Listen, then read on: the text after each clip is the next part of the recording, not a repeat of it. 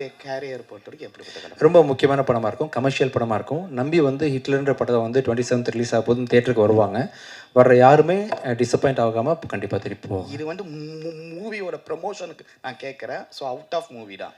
Out of movie கேமராவில் கேட்பீங்களா? இல்லை உங்ககிட்ட கேட்குறேன். சரி. ஸோ விஜய் சாரோட மாநாடு வந்து இண்டஸ்ட்ரியே போகிற மாதிரி ஒரு தகவல் இருக்கு.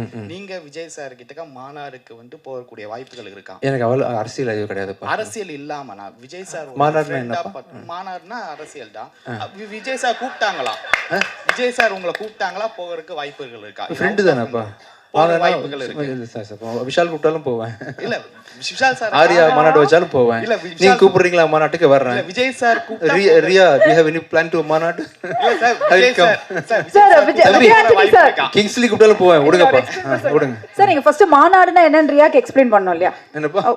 ப்ளீஸ் கம் டு சொல்லிட்டாங்க. ஓகே அதை விட்டுறலாம்.